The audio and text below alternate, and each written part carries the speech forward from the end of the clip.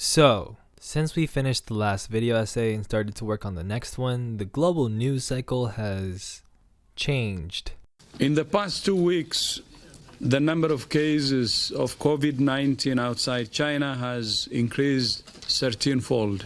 There are now more than 118,000 cases and 4,291 people have lost their lives. We have therefore made the assessment that COVID-19 can be characterized as a pandemic. It's safe to say that despite how hectically information gets released, fake or otherwise, to the public, absorbed and spit out via social media takes, combined with the increasing sentiment of dissent from global politics, especially in America, the coronavirus pandemic has been perhaps the most bizarrely explosive thing we've encountered in years. Perhaps the craziest, most frightening story we've seen since Donald Trump took office.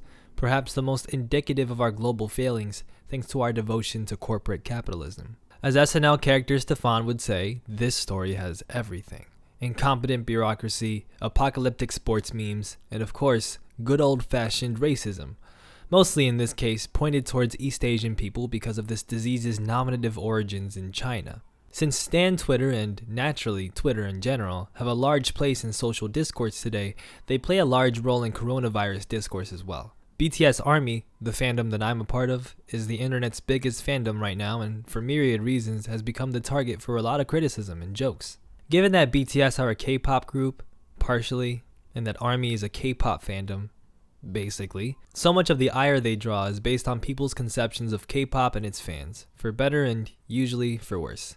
For instance, globally, general audiences have been exposed to all types of media and discourse proclaiming that K-pop is based on facade, a highly mechanized industry with a highly publicized dark side. This of course is based partially on general truths about the idol music industry and based mostly on an essentialized narrative that obsesses over a quote-unquote dark side of K-pop, as if each and every industry does not feature a palpable quote-unquote dark side of its own. This is a subject that I'll be covering more in my next video essay, so we'll get there. Another huge point of attention and ire on ARMYs, as well as K-pop stans in general, is the way that stans purportedly behave online. We all know about the fan cams, the cancellation hashtags, the toxic messages and suspensions. These stan spaces are jam-packed with disparaging behavior. I, along with most people who have been in these spaces, can attest firsthand to how bad it can get. I've been attacked online, my friends have been attacked online, I've seen a lot of ignorant posts from people within fandoms, including within ARMY. But of course this isn't representative of the whole at all, and most fans get painted with a single brush despite the fact that these behaviors only come from small groups within fandoms, loud minorities if you will. No matter, I guess, the stigma of this ultra-obsessive, ultra-negative behavior coupled with K-pop fandoms' penchant for organization, marketing, and tight-knit community make them the target for a lot of jokes. One such joke came from a gamer with a large following online named 100T Frost. In the past, this gamer was part of a group that trended a hashtag BTS is over party, following suit with many blank is over party hashtags that K-pop fandoms trended for a while, often for dumb reasons, as a way to draw attention to a live stream that was raising money for charity. It was a fairly savvy trolling move that quote-unquote triggered those crazy stans, in great part due to the racist, misogynistic, and homophobic jokes that followed suit at their expense, thus bringing viral attention to their charitable efforts, which thusly gave them a lot of positive attention and helped them raise money. Good things were done in this process, at the small cost, of course, of bothering and inviting hate towards ARMYs who were the butt of this viral joke. Fast forward to a few days ago when 100T Frost, amidst this pandemic, decided it was time to drop his next banger.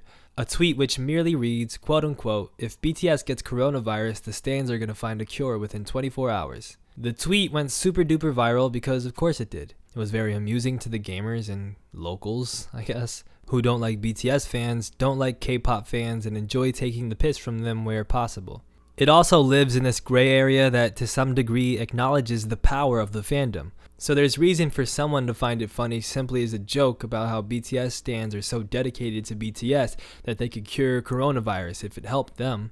The tweet especially caught fire when Phineas, a Grammy-winning producer of great fame through his work with his little sister, the superstar Billie Eilish, retweeted it on Friday the 13th, to which he saw some spooky responses. At one point, an army tweeted in response, quote unquote, "If Billie Eilish gets coronavirus, the stands are going to find a cure within 24 hours, mirroring the original tweet, then called for Phineas to retweet that one, since he found it apropos to retweet the same tweet about BTS. There are already complicated dynamics at play with both parties in regards to their relationship with BTS and ARMY.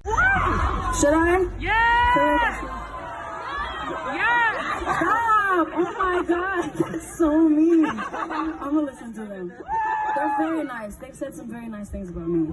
As stated earlier, Frost has previously trolled ARMYs, and Billie Eilish and her fanbase have had a strange dynamic with ARMYs, mostly one in which the fanbases often butt heads, but the artists have expressed a type of mutual respect, particularly in BTS's Jungkook, showing great admiration for Eilish's music. Frost's tweet has gone so viral and the responses have been so varied, but as expected, many ARMYs have not taken kindly to it, and the most aggressive of these responses, which Danae will show you as I speak, have been cataloged in articles and quote tweets alike. There have been many more mild-mannered, thoughtful critiques of this tweet, but those don't go viral. The seemingly crazy fandom behavior only needs to be seen in glimpses by those who expect it from fandoms to confirm that, yes, BTS stans and K-pop stans in general are obsessive and oversensitive and even dangerous. Now, though I and many of my friends have spoken out in frustration about the tweet, I can still kinda see why some people who may even want to give the benefit of the doubt simply won't get it. They won't get why BTS fans can't just laugh it off. They won't get why it upsets people, and they certainly won't get why it would cause BTS fans to attack Frost with aggressive tweets and threats. And I think chief among these people, at least as I conceive them, is Frost himself. Because throughout all of this, Frost has come off as a pretty ambiguous guy in terms of how badly he actually dislikes ARMYs and why. He wrote in a tweet that ARMYs are apparently quote-unquote crybabies who are easy to trigger. And when you see the vast amount of aggressive responses from us, it would appear to confirm this assertion for many. But I have questions. For one, Frost himself seems to have a fair bit of awareness of some of the world's ills and often tweets expressions of what appear to be fairly progressive ideals. Stuff you probably wouldn't expect some white gamer guy who's that interested in triggering BTS fans, a group statistically comprised of mostly young women, with triggering, by the way, being a misused term that originally refers to genuine trauma resurfacing from the presence of certain content. But for one, he chose to do the initial hashtag campaign, the hashtag BTS is over party one, to promote a charity fundraiser, which is part of what made it such a weird Twitter war in the first place and led many to eventually leave it alone. But he's also tweeted some stuff that shows concern for wealth disparity and the actions of those with power and money. Later this past Friday, he tweeted in support of Zion Williamson, the rookie NBA player, who donated to pay for the salaries of staff at his team's arena who would be losing work due to the coronavirus.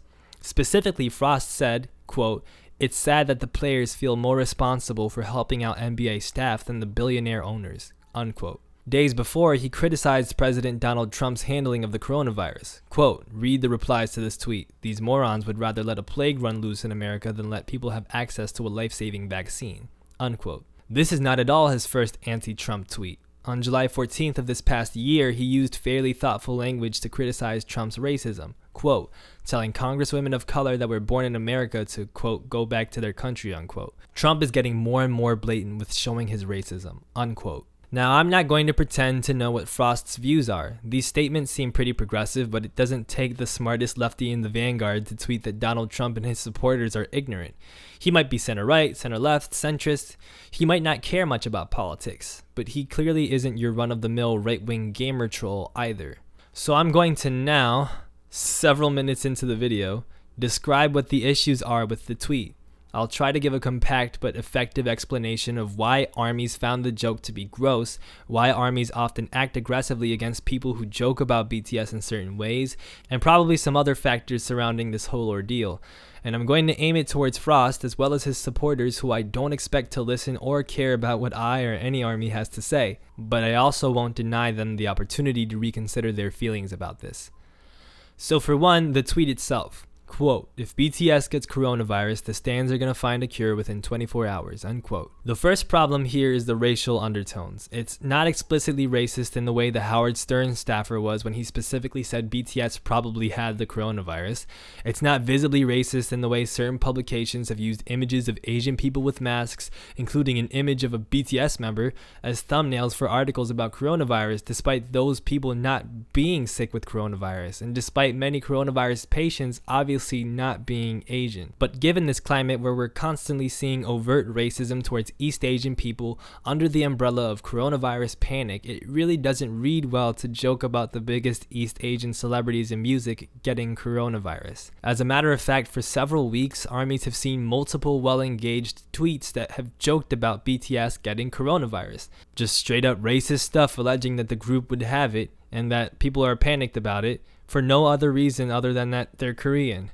Never mind the fact that South Korea's government has been treating the virus hundreds of times better than the US has been, or that Suga from BTS donated tens of thousands of dollars to charity to fight the virus in his hometown of Daegu.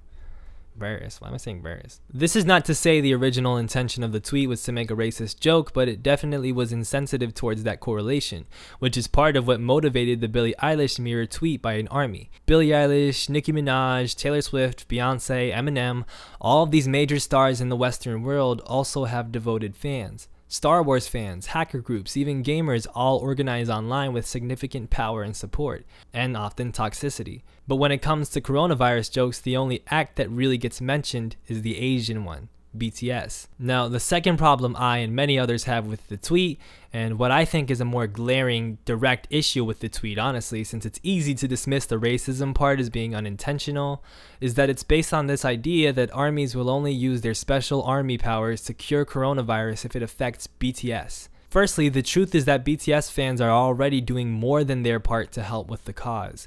You might have heard that several Korean armies who were refunded after BTS canceled their Korean concerts due to the coronavirus proceeded to donate the cost of their tickets towards coronavirus research and ended up raising over $500,000 with over 9,000 donations. Those are genuine sacrifices made by people who could have easily taken their refund and done something else with it, but decided to do something extraordinary instead, without anybody's prompting, really. Slowly, people are starting to legitimize BTS and their fans rather than dismiss them altogether.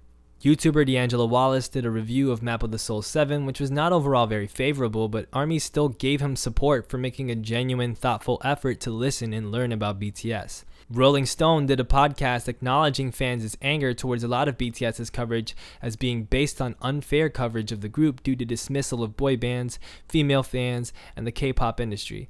As a side note, my article was mentioned in their podcast, so that's pretty cool. Bill Simmons' network The Ringer has a new podcast with Kate Hallowell and Isaac K. Lee where they cover K-pop, and they've done 2 episodes on BTS so far, acknowledging the group's music and how it ties into their special relationship with their fans. One where they genuinely give fans hope, advice, and positive thinking, and even critique politics and society at times.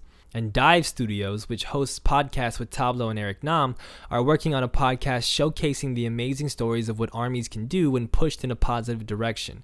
I'm saying all this to say that the idea armies only care about BTS and only will act at full strength regarding this pandemic if it directly affects BTS is not only reductive but hurtful. Even though there are toxic fans and there are moments in which normal fans can get toxic, this is not exclusive to BTS's fandom or to any K-pop fandom. In soccer, you have ultras. You have Zack Snyder fans and Star Wars fans, the latter of which containing vocal minority groups who have been known to actually do really harmful stuff, like racially attacking an actress for playing a role they didn't like. Everyone is being affected by this pandemic.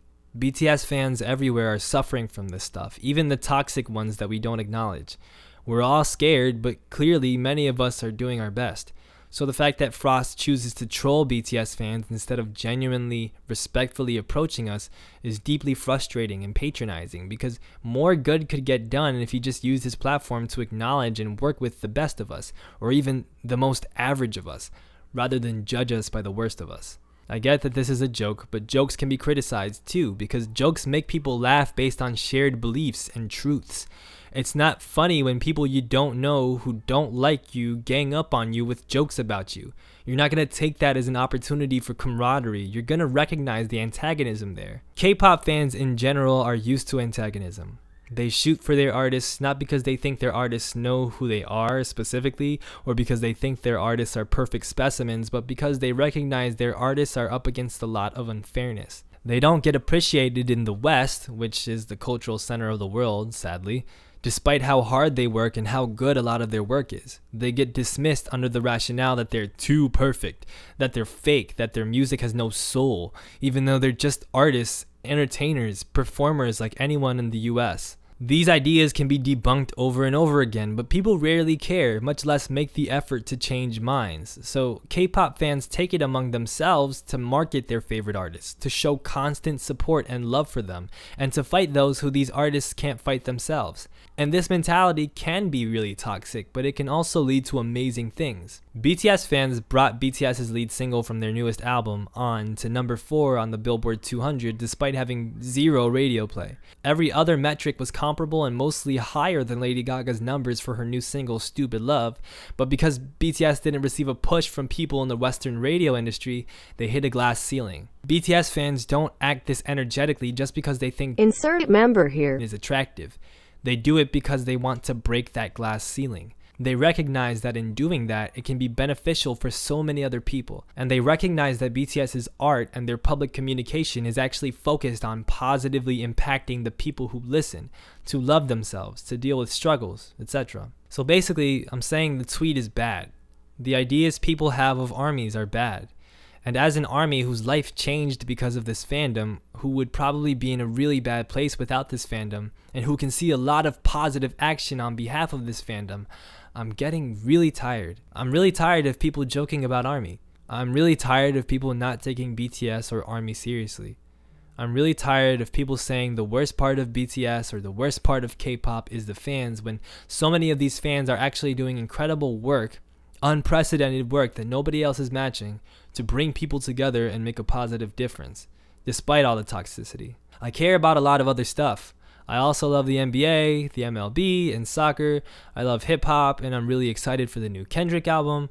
I love streetwear, I love YouTube videos, I love food, and I love to read. I'm trying to get in shape, make money from doing journalism and media, and finally put out some music that I've been working on for a while. In other words, I'm just another human being with a lot of strengths and probably a lot of weaknesses. And being an ARMY is not my entire identity. BTS isn't the only thing that I care about. When I reached the weak point, writing about BTS gave my life a new purpose. The community of ARMYs that support me have taught me things. I've learned about Korean art.